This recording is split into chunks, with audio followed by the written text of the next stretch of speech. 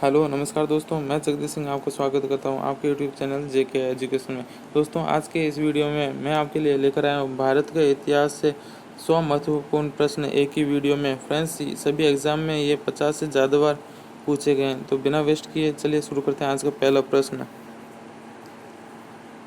Friends, मैंने आपके लिए सारे प्रश्न अच्छे लेवल के लिए हैं, सिलेक्टेड लिए हैं और वही प्रश्न लिए हैं जो आपके परीक्षा में आने की पूरी संभावना है। भले आप किसी भी एग्ज़ाम की तैयारी करें, आप army, railway, NTPC, group D, SSC, CGL, CHL, MTS, UPSC, सभी एग्ज़ाम के लिए बहुत ही इंपॉर्टेंट है।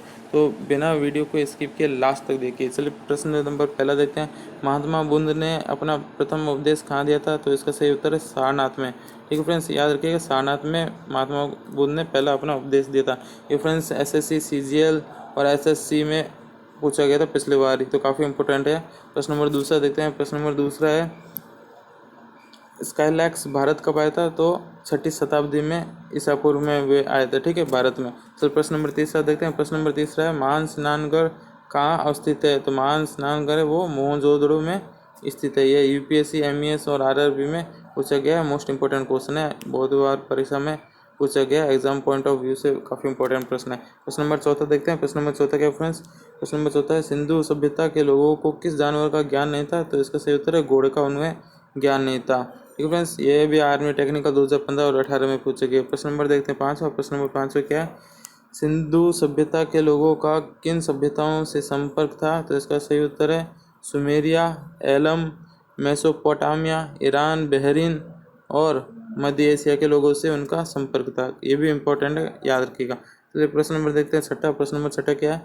हड़प्पा या मोहनजोदड़ो कहाँ अवस्थित है? तो फ्रेंड्स देखिए, इसका आंसर है हड़प्पा रावी नदी के बाएं तट पर और पंजाब पाकिस्तान के मोंटगोमरी जिले में दक्षिण पश्चिम में लगभग 25 किलोमीटर की दूरी पर अवस्थित है और मोहनजोदड़ो हड़प्पा से लगभग 540 किलोमीटर दूर दक्षिण में सिंधु के लरकारा जिले में स्थित है। ये भी काफ़ी इंपॉर्टेंट है, इसे भी याद रखना एग्जाम पॉइंट ऑफ व्यू से। फिर प्रश्न नंबर सातवां देखते हैं। प्रश्न नंबर सातवां है फ्रेंड्स, वैदिक सभ्यता को वैदिक सभ्यता क्यों कहा जाता था? एमएस में पूछा गया। तो वैदिक सभ्यता इसलिए कहा जाता है क्योंकि वैदिक सभ्यता में वेदों की रचना की गई। किसमें फ्रेंड? वेदों की रचना की है, इसलिए उसे क्या कहा जाता था? वैदिक सभ्यता में वैदिक सभ्यता इन्हें इसलिए कहा जाता है, इसमें वेदों की रचना थी। अब यहाँ पे आता है वेद। वेद कितने प्रकार के होते हैं? वेद 4 प्रकार के। कौन कौन से वेद हैं? ये आपसे परीक्षा में पूछ लिया जाता है। ऋग्वेद सबसे जो कि पुराना है, फिर सामवेद, यजुर्वेद और अथर्ववेद। ये काफ़ी परीक्षा में पूछ लिया गया, तो इन्हें आपको याद रखना है। चलिए अगले प्रश्न की ओर बढ़ते हैं। प्रश्न नंबर 8वां देखते हैं क्या। प्रश्न नंबर 8वां फ्रेंड्स, ऋग्वेद के प्रमुख रचयिता कौन थे? तो इसका सही उत्तर है घृतसमद, विश्वामित्र और वामदेव और भारद्वाज, अत्रि आदि। ये क्या थे? ऋग्वेद के प्रमुख रचयिता। और जो ये फ्रेंड जो वेद है, 4 वेदों में से एक वेद है, ये सबसे पुराना वेद है। क्या? ऋग्वेद। चलिए प्रश्न नंबर देखते हैं 9वां। प्रश्न नंबर 9वां है, यजुर्वेद का प्रमुख विषय क्या है? तो यज्ञों, उनके विधि विधानों तथा अन्य कर्मकांडों का विवेचन यजुर्वेद का प्रमुख विषय है। ठीक है फ्रेंड्स, ये रेलवे में 2019 में सेलर और डबल ए यानी कि आर्टिफिशियल अप्रेंटिसशिप में पूछा गया। ये भी काफ़ी इंपॉर्टेंट है प्रश्न। चलिए प्रश्न नंबर देखते हैं 10वां। प्रश्न नंबर 10वां है, सी यू की किसकी रचना है? तो इसका सही उत्तर है हांस एंग की। ठीक है फ्रेंड्स, एसएससी जीडी में 2017 में पूछा गया था सवाल है। तो देखते हैं ये प्रश्न नंबर 11वां, जो कि बहुत ही मोस्ट इंपॉर्टेंट है। इसका प्रश्न है, बुद्ध का प्रथम उपदेश क्या कहलाता है? तो इसका सही उत्तर है धर्म चक्र परिवर्तन। बुद्ध का प्रथम उपदेश कहलाता है। ठीक है फ्रेंड्स, प्रश्न नंबर देखते हैं 12। प्रश्न नंबर 12, गौतम बुद्ध का जन्म कहाँ हुआ? ये मोस्ट इंपॉर्टेंट है फ्रेंड्स, मोस्ट इंपॉर्टेंट। ठीक है फ्रेंड्स, ये काफ़ी बार परीक्षा में पूछा गया, ये याद रखिएगा। लुम्बिनी में गौतम बुद्ध का जन्म हुआ था। ठीक है फ्रेंड्स, प्रश्न नंबर देखते हैं 13। प्रश्न नंबर 13 है, जैन धर्म के प्रथम तीर्थकार कौन थे? तो इसका सही उत्तर है ऋषभदेव थे, वो जैन धर्म के प्रथम तीर्थकार थे। ठीक है, ये याद रखिएगा। प्रश्न नंबर देखते हैं 14। प्रश्न नंबर 14 है, महावीर स्वामी का जन्म कहाँ हुआ था? तो इसका सही उत्तर है 1599 यानी कि 1599 ईस्वी में कुंडग्राम में इनका जन्म हुआ था। परीक्षा में बहुत बार फ्रेंड्स पूछा जाता है महावीर स्वामी और महात्मा बुद्ध के बारे में। ठीक है फ्रेंड्स, ये आपको याद रखना है, बहुत बार परीक्षा में पूछ लिया गया है। इनका जन्म कहाँ था, इन्होंने उपदेश पहला कहाँ दिया था और इनकी मृत्यु कहाँ पे हुई, तो ये आपको याद रखना है। अगला प्रश्न, प्रश्न नंबर 15, महावीर के पिता का क्या नाम था? तो इसका सही उत्तर है सिद्धार्थ महावीर जी के पिता का नाम था। प्रश्न नंबर देखते हैं 16। प्रश्न नंबर 16 है, जैन धर्म के कुल कितने तीर्थंकर हैं? तो इसका सही उत्तर है 24 है। ठीक है फ्रेंड्स, याद रखिए 24। एमटीएस में 2018 में पूछा गया प्रश्न है। प्रश्न नंबर देखते हैं 17 है, महावीर के 11 शिष्यों को क्या कहा जाता है? तो गणधर महावीर के 11 शिष्यों को कहा जाता है। ये भी काफ़ी इंपॉर्टेंट परीक्षा के पॉइंट ऑफ व्यू से, तो इसके भी आप याद रखेंगे। प्रश्न नंबर देखते हैं 18। प्रश्न नंबर 18 है, महावीर के कैवल्य कहाँ प्राप्त किया था? तो इसका सही उत्तर है ऋषाजुकला नदी के तट पर। ठीक है फ्रेंड्स, ये याद रखना। और महावीर की मृत्यु कहाँ हुई थी? तो ये हुई थी पावापुरी में। कहाँ हुई थी? पावापुरी में। ये मोस्ट इंपॉर्टेंट प्रश्न है, ये भी आप याद रखेंगे। महावीर की मृत्यु कहाँ हुई थी? पावापुरी में हुई थी। ठीक है फ्रेंड्स, प्रश्न नंबर देखते हैं 20। प्रश्न नंबर 20 है, आर्यक वंश की स्थापना किसने की थी? तो इसका सही उत्तर है बिंबिसार ने आर्यक वंश की स्थापना की थी। ठीक है, ये भी काफ़ी इंपॉर्टेंट प्रश्न है, अच्छा प्रश्न है। चलिए प्रश्न नंबर देखते हैं 21 है, स्त्रियों को विषुणी बनने का अधिकार किसने दिलवाया था? तो इसका सही उत्तर है बुद्ध के शिष्य आनंद ने। ठीक है फ्रेंड्स, स्त्रियों को भिक्षुणी बनने का अधिकार दिलाया था। ये भी काफ़ी बार पूछ लिया गया क्वेश्चन है, एग्जाम पॉइंट ऑफ व्यू से काफ़ी इंपॉर्टेंट प्रश्न है। तो प्रश्न नंबर देखते हैं 22वां क्या है? प्रश्न नंबर 22 है, बिंबिसार का पुत्र कौन था? तो इसका सही उत्तर है अजातशत्रु है, जो वो बिंबिसार का पुत्र था। ठीक है फ्रेंड्स, ये याद रखिएगा। चलिए प्रश्न नंबर देखते हैं 23वां, अजातशत्रु के पश्चात मगध के सिंहासन पर कौन बैठा था? तो इसका सही उत्तर है उदयन। ठीक है फ्रेंड्स, जो उदयन था वो क्या था? वो अजातशत्रु के पश्चात मगध में सिंहासन पर बैठा था। प्रश्न नंबर देखते हैं अगला 24। प्रश्न नंबर 24 है, मत्स्य जनपद की राजधानी थी? तो इसका सही उत्तर है विराट नगरी है, जो मत्स्य जनपद की राजधानी थी। ठीक है फ्रेंड्स, याद रखिएगा। अगला प्रश्न, प्रश्न नंबर 25 है, हर्यक वंश का अंतिम शासक कौन था? तो इसका सही उत्तर है नागदासक। ठीक है फ्रेंड्स, चलिए प्रश्न नंबर 26 देखते हैं। प्रश्न नंबर 26 है, पाटलिपुत्र की स्थापना किसने की थी? तो पाटलिपुत्र की जो स्थापना है वो उदयभद्र ने की थी। किसने? उदयभद्र ने। ये भी काफ़ी इंपॉर्टेंट प्रश्न है, काफ़ी बार परीक्षा में पूछा गया है, याद रखिएगा। प्रश्न नंबर 27 देखते हैं, नंद वंश का अंतिम शासक कौन था? तो इसका सही उत्तर है धननंद। कौन? धननंद। चलिए अगला प्रश्न कर लेते हैं, प्रश्न नंबर 28। प्रश्न नंबर 28 क्या देखते हैं? प्रश्न नंबर 28 है, सिकंदर ने भारत पर कब आक्रमण किया था? तो इसका सही उत्तर है 326 ईसा पूर्व में सिकंदर ने है वो उन्होंने भारत पर आक्रमण किया था। चलिए फ्रेंड्स, प्रश्न नंबर 29 देख लेते हैं, सिकंदर का गुरु कौन था? तो इसका सही उत्तर है अरस्तु। अरस्तु है वो सिकंदर का गुरु था। ये यूपीएससी और एसएससी में परीक्षा में पूछा गया, ये भी काफ़ी इंपॉर्टेंट प्रश्न है। प्रश्न नंबर देखते हैं 30। प्रश्न नंबर 30 है फ्रेंड्स, सिकंदर के पिता का क्या नाम था? इसका सही उत्तर है फिलिप। फिलिप है वो सिकंदर के पिताजी का नाम था। प्रश्न नंबर देखते हैं अगला। अगला क्या है? प्रश्न नंबर अगला है 31, पोरस और सिकंदर का युद्ध कहाँ हुआ था? इसका उत्तर है झेलम नदी के तट पर पेरस और सिकंदर का युद्ध हुआ था। ये भी काफ़ी इंपॉर्टेंट परीक्षा में काफ़ी बार पूछा गया। चलिए अगला प्रश्न देखते हैं। प्रश्न नंबर 32, किस ईरानी शासक ने सर्वप्रथम भारत पर आक्रमण किया था? तो इसका सही उत्तर है साइरस। फ्रेंड्स, ये काफ़ी बार परीक्षा में पूछा गया, किस ईरानी शासक ने सर्वप्रथम भारत पर आक्रमण किया था? तो इसका सही उत्तर है साइरस। ये आर्मी में 2013 और 19 में पूछा गया, जीडी और टेक्निकल में, याद रखिएगा। चलिए प्रश्न नंबर देखते हैं अगला। प्रश्न नंबर 33, साइरस ने भारत पर कब आक्रमण किया? तो इसका सही उत्तर है 558 और 29 ईसा पूर्व के बीच में साइरस ने भारत पर आक्रमण किया था। चलिए प्रश्न नंबर 34 देखते हैं, डेरियस ने भारत पर कब आक्रमण किया था? तो इसका सही उत्तर है 516 ईसा पूर्व में डेरियस ने भारत पर आक्रमण किया था। प्रश्न नंबर 35 देख लेते हैं, बलिस्तान में किसका शिलालेख मिलता है? तो इसका सही उत्तर है डेरियस। ठीक है फ्रेंड्स, बलिस्तान में डेरियस का शिलालेख मिलता है।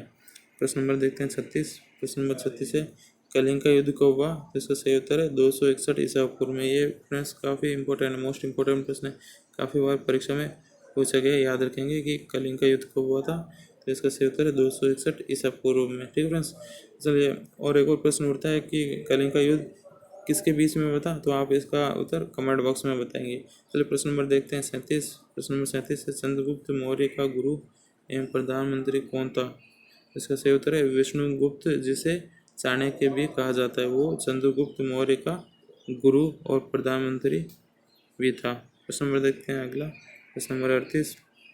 प्रश्न नंबर 38 है, चंद्रगुप्त मौर्य ने मगध पर कब अधिकार किया? तो इसका सही उत्तर है 321 ईसा पूर्व में चंद्रगुप्त मौर्य ने मगध पर अधिकार किया था। प्रश्न नंबर देखते हैं 39 क्या है, ब्राह्मण ग्रंथों में मौर्य को किस जाति का बताया गया है? तो इसका सही उत्तर है शूद्र, शूद्र जाति का बताया गया है। ठीक है फ्रेंड्स, याद रखिएगा, ये भी काफ़ी इंपॉर्टेंट है। चलिए अगला प्रश्न देख लेते हैं। प्रश्न नंबर 40 मौर्य को क्षत्रिय किसने बताया था? तो इसका सही उत्तर है बौद्ध धर्म ग्रंथ ने मौर्य को क्या बताया था? क्षत्रिय बताया था। प्रश्न नंबर देखते हैं 41। प्रश्न नंबर 41 है महमूद गजनवी कब सुल्तान बना? तो इसका सही उत्तर है 998 ईस्वी में महमूद जो गजनवी है वो सुल्तान बना था। ठीक है फ्रेंड्स, याद रखिएगा। प्रश्न नंबर देखते हैं 42 बगदाद के खलीफा ने महमूद गजनवी को किन उपाधि से विभूषित किया गया था? तो इसका सही उत्तर है यमीन उद दौला और यामीन उन मेला। ये भी काफ़ी इम्पोर्टेंट है, इसके नाम से उनको बोला जाता था। चलिए अगला प्रश्न देखते हैं। प्रश्न नंबर 43। प्रश्न नंबर 43 है महमूद गजनवी ने भारत पर पहला आक्रमण कब किया था? तो इसका सही उत्तर है 1000 ईस्वी पूर्व में। और ये भी परीक्षा में पूछ लिया जाता है फ्रेंड्स, पहला युद्ध महमूद गजनवी का किसके साथ में हुआ था? तो ये भी आप कमेंट बॉक्स में ज़रूर बताएंगे। चलिए प्रश्न नंबर देखते हैं 44 से स्वतंत्र भारत के प्रथम गवर्नर जनरल कौन थे? तो इसका सही उत्तर है लॉर्ड माउंटबेटन, वो थे स्वतंत्र भारत के प्रथम गवर्नर जनरल। ठीक है फ्रेंड्स, याद रखिएगा, काफ़ी इंपॉर्टेंट प्रश्न है।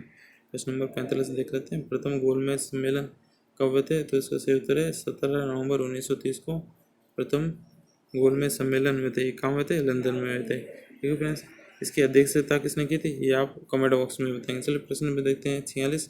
चंद्रगुप्त मौर्य का सिकंदर से युद्ध किस स्थान पर हुआ था? तो इसका सही उत्तर है किसी भी स्थान पर नहीं होता। ठीक है फ्रेंड्स, उनका युद्ध वही नहीं था। चलिए प्रश्न नंबर देखते हैं 47। चंद्रगुप्त मौर्य का साम्राज्य कितने प्रांतों में बांटा था? तो इसका सही उत्तर है 4 प्रांतों में बांटा था। ठीक है फ्रेंड्स, ये याद रखेंगे, काफ़ी इंपॉर्टेंट प्रश्न है। प्रश्न नंबर देख लेते हैं 48। प्रश्न नंबर 48 है अशोक का साम्राज्य कितने राज्यों में था? तो इसका सही उत्तर है 5 राज्यों में अशोक का साम्राज्य था। ठीक है फ्रेंड्स, प्रश्न नंबर देख लेते हैं 49। उत्तराधापद की राजधानी क्या थी? तो इसका सही उत्तर है तक्षशिला उसकी राजधानी थी। प्रश्न नंबर 50 देख लेते हैं। प्रश्न नंबर 50 है मौर्य प्रशासन में विभागों को क्या कहा जाता था? तो इसका सही उत्तर है तीर्थ कहा जाता है। ठीक है फ्रेंड्स, मौर्य प्रशासन में विभागों को क्या कहा? तीर्थ कहा जाता था। ये भी काफ़ी इंपॉर्टेंट प्रश्न है। तो प्रश्न नंबर देख लेते हैं 51। पाटलिपुत्र के शासन प्रबंधन के लिए कितनी समितियां थी? तो 5 सदस्यीय 6 समितियां थी। ठीक है फ्रेंड्स, याद रखिएगा। प्रश्न नंबर देख लेते हैं 52। प्रश्न नंबर 52 है मौर्य काल में ग्राम प्रशासन का प्रमुख अधिकारी कौन होता था? तो इसका सही उत्तर है ग्रामिक। ठीक है फ्रेंड्स, क्या? ग्रामिक। ये भी काफ़ी इंपॉर्टेंट है, ये भी याद रखेंगे। प्रश्न नंबर देख लेते हैं 53। समुद्रगुप्त ने दक्षिण के राष्ट्रों के प्रति क्या नीति अपनाई थी? किसने? समुद्रगुप्त ने। ठीक है फ्रेंड्स, तो इसका सही उत्तर है राज्यों को विजित कर पूर्ण राजाओं को वापस कर दिया गया। ठीक है फ्रेंड्स, ये मर्चेंट नेवी में और 2017 और 19 में पूछा गया। ये भी काफ़ी इंपॉर्टेंट प्रश्न है। प्रश्न नंबर देख लेते हैं 50। प्रश्न नंबर 54 देख लेते हैं फ्रेंड्स। समुद्रगुप्त के किन विदेशी राज्यों से समुद्रगुप्त का संबंध थे? तो देवपुत्र में किससे था संबंध? शाहनुशाही से, शक और मुरंड और सिहल से था। ठीक है फ्रेंड्स, ये याद रखना संबंध था उनका, किसका? समुद्रगुप्त का। चलिए प्रश्न नंबर 55 देख लेते हैं 55। समुद्रगुप्त ने किस वाद्य यंत्र को बजाने की प्रवीणता हासिल की थी? तो इसका सही उत्तर है वीणा वादन में वे उस्ताद थे। ठीक है फ्रेंड्स, कौन? समुद्रगुप्त। ये बहुत ही इंपॉर्टेंट है कि इसमें उन्हें कौन सा यंत्र बजाना अच्छे से आता था जिसमें वो एक्सपर्ट थे, जिसे बोलते हैं वन ऑफ द बेस्ट। ठीक है, वो क्या था? वीणा था, वीणा वादन। चलिए क्वेश्चन नंबर 56 देख लेते हैं। क्वेश्चन नंबर 56 क्या कहता है? समुद्रगुप्त के पिता का क्या नाम था? तो इसका सही उत्तर है चंद्रगुप्त प्रथम। ठीक है फ्रेंड्स, याद रखिएगा। क्वेश्चन नंबर 57 देख लेते हैं। समुद्रगुप्त को भारत का नेपोलियन किसने कहा? तो इसका सही उत्तर B.S. स्मिथ। क्या? B.A. स्मिथ ने समुद्रगुप्त को भारत का क्या नेपोलियन कहा गया था। तो काफ़ी बार परीक्षा में पूछ लिया जाता है कि भारत का नेपोलियन कौन है, तो आप उत्तर लिखेंगे समुद्रगुप्त भारत का नेपोलियन है। क्वेश्चन नंबर 58 देख लेते हैं। क्वेश्चन नंबर 58 है समुद्रगुप्त ने बाद सिंहासन पर कौन बैठा? जो समुद्रगुप्त है उसके बाद में सिंहासन पर कौन बैठा? तो इसका सही उत्तर है रामगुप्त है। ठीक है फ्रेंड्स, ये भी याद रखिएगा। प्रश्न नंबर देख लेते हैं 59, चंद्रगुप्त द्वितीय किसे मारकर गद्दी पर बैठा था? इसका सही उत्तर है रामगुप्त को मारकर वो गद्दी पर बैठा था। चलिए क्वेश्चन नंबर 60 देख लेते हैं। क्वेश्चन नंबर 60 है चंद्रगुप्त द्वितीय कब राजा बना? तो इसका सही उत्तर है 375 ईस्वी में वह राजा बना था। कौन? चंद्रगुप्त द्वितीय। चलिए क्वेश्चन नंबर 61 देख लेते हैं। क्वेश्चन नंबर 61, चंद्रगुप्त विक्रमादित्य की माँ का क्या नाम था? तो इसका सही उत्तर है पट्टाभी महादेवी दत्ता देवी। ठीक है फ्रेंड्स, ये याद रखना, ये भी पूछ लिया जाता है कि चंद्रगुप्त विक्रमादित्य की माँ का क्या नाम था। ठीक है फ्रेंड्स, चलिए प्रश्न नंबर 62 देख लेते हैं। प्रश्न नंबर 62 है चंद्रगुप्त द्वितीय विक्रमादित्य की विजय की जानकारी का मुख्य स्रोत है वह महरौली स्तंभ लेख। ठीक है फ्रेंड्स, याद रखें महरौली स्तंभ लेख। चलिए प्रश्न नंबर 63 देख लेते हैं। चंद्रगुप्त विक्रमादित्य ने कौन सी उपाधि धारण की?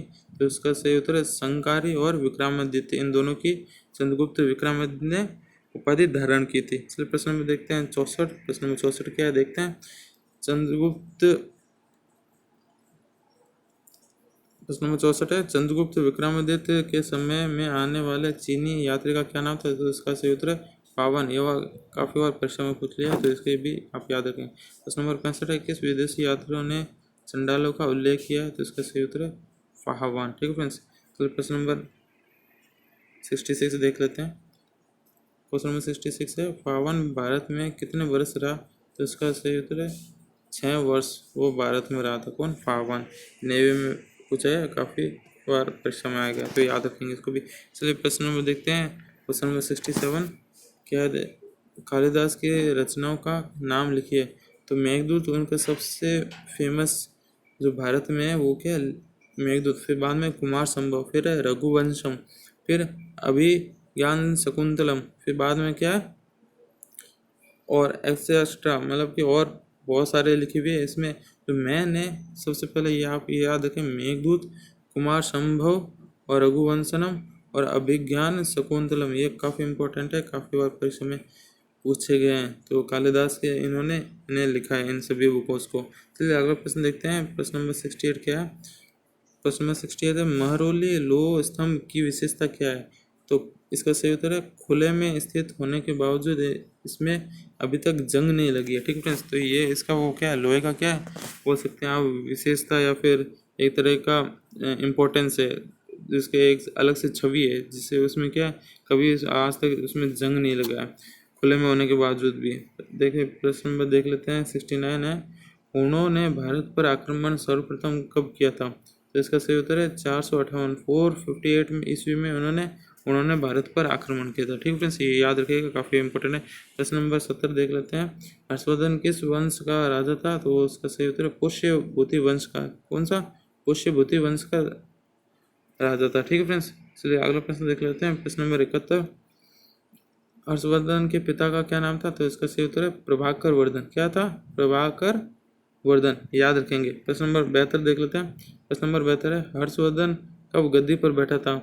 ये 606 ईस्वी में बैठा गया था। ये फ्रेंड्स काफ़ी बार परीक्षा में पूछा गया, आर्मी में, ट्रेडमैन में, टेक्निकल में पूछा गया कि हर्षवर्धन थे वो कब गद्दी पर बैठे थे, ये याद रखिएगा। चलिए प्रश्न नंबर देख लेते हैं 73 प्रभाकर वर्धन की राजधानी कौन सी थी? तो इसका सही उत्तर है थानेश्वर। क्या थी? थानेश्वर, याद रखिएगा। प्रश्न नंबर 74 देख लेते हैं। हर्ष की बहन राजश्री का पति कौन था? तो इसका सही उत्तर है कन्नौज का शासक ग्रह बर्मन। ठीक है, ये याद रखिएगा, जो था हर्ष की बहन का राजश्री का पति था। ठीक है फ्रेंड्स, चलिए प्रश्न नंबर 75 देख लेते हैं। प्रश्न नंबर 75 है ग्रह बर्मन पर किसने आक्रमण किया था? तो ये किसने किया था आक्रमण? मालवा के शासक देवगुप्त और बंगाल के संशाक ने, ठीक है, आक्रमण किया था। किस पर? ग्रह बर्मन पर। ठीक है, चलिए प्रश्न नंबर देख लेते हैं 76 राजवर्धन की हत्या किसने की थी? इसका सही उत्तर है देवगुप्त और संशाक ने मिलकर, दोनों ने मिलकर राजवर्धन की हत्या की थी। चलिए क्वेश्चन नंबर 77 देख लेते हैं।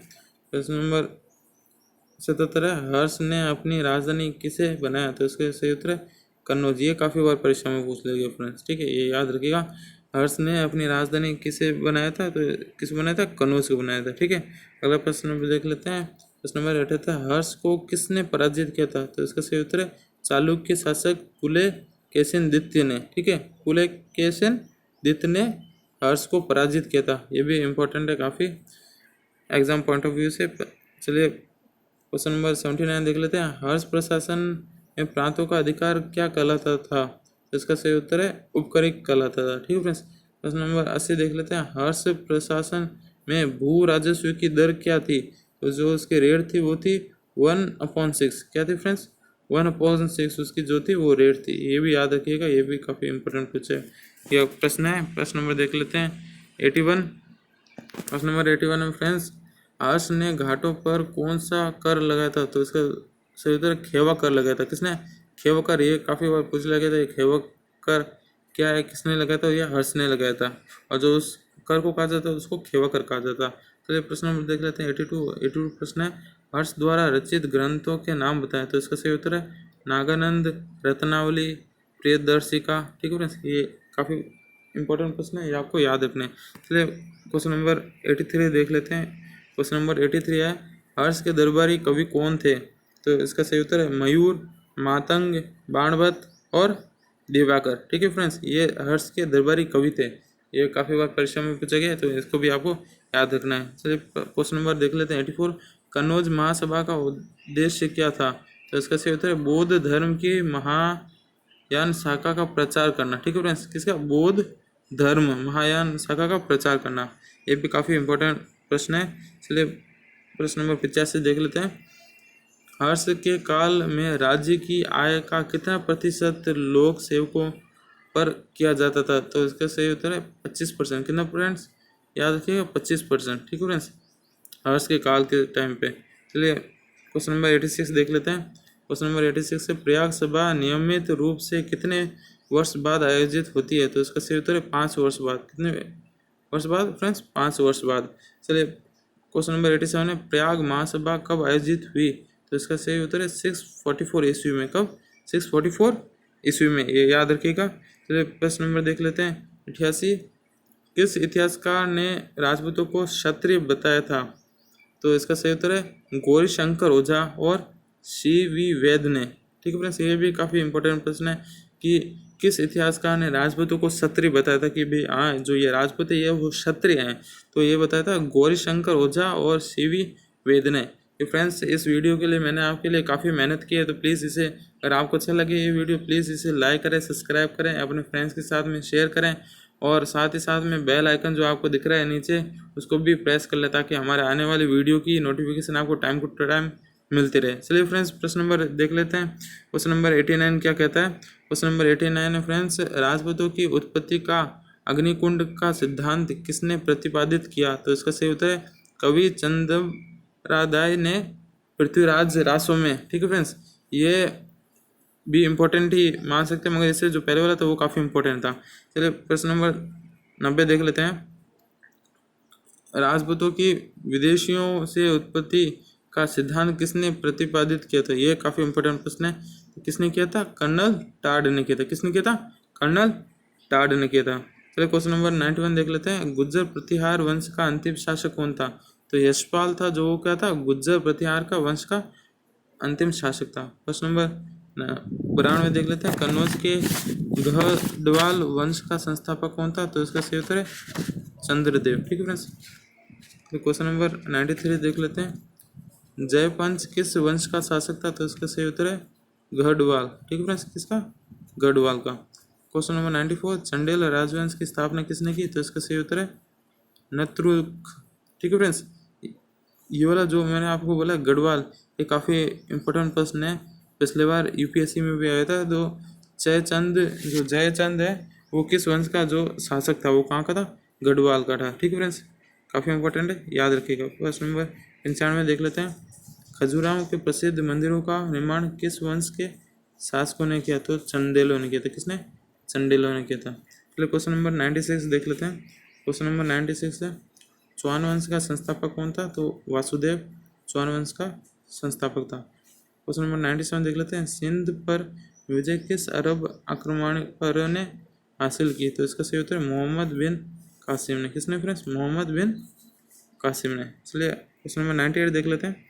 क्वेश्चन नंबर 98 है महमूद गजनवी के भारत आक्रमण का प्रमुख उद्देश्य क्या था? तो इसका सही उत्तर है इस्लाम को प्रसार और धर्म संप्रदा प्राप्त करना। ये भी काफ़ी इंपॉर्टेंट प्रश्न है एग्जाम पॉइंट ऑफ व्यू से। चलिए क्वेश्चन नंबर 99 देख लेते हैं। क्वेश्चन नंबर 99 है महमूद गजनवी के आक्रमण के समय बुंदेलखंड पर किस वंश का शासक था? तो इसका सही उत्तर है चंडेल वंश का शासक था। ठीक है फ्रेंड्स, ये भी काफ़ी इंपॉर्टेंट प्रश्न है एग्जाम पॉइंट ऑफ व्यू से। चलिए अंतिम और लास्ट प्रश्न देख लेते हैं। प्रश्न नंबर 100 महमूद गजनवी के पिता का क्या नाम था? तो इसका सही उत्तर है फ्रेंड्स सुल्तान सुबुद्दीन। ठीक है फ्रेंड्स, ये महमूद गजनवी के पिता का नाम था। और ये कहाँ के राजा थे ये आपको कमेंट बॉक्स में जल्दी से जल्दी बताना है। और फ्रेंड्स आज के लिए इतना ही। अगर आपको ये वीडियो अच्छा लगा, अगर आपके लिए हेल्पफुल हो तो प्लीज़ इस वीडियो को लाइक करें और सब्सक्राइब करें और साथ ही साथ जो बेल आइकन है उसको भी दबा दें ताकि आपको आने वाली वीडियो की नोटिफिकेशन हमारी टाइम टू टाइम मिलती रहे। मिलते हैं अगले वीडियो में, जब तक के लिए नमस्कार। Thanks for watching this video.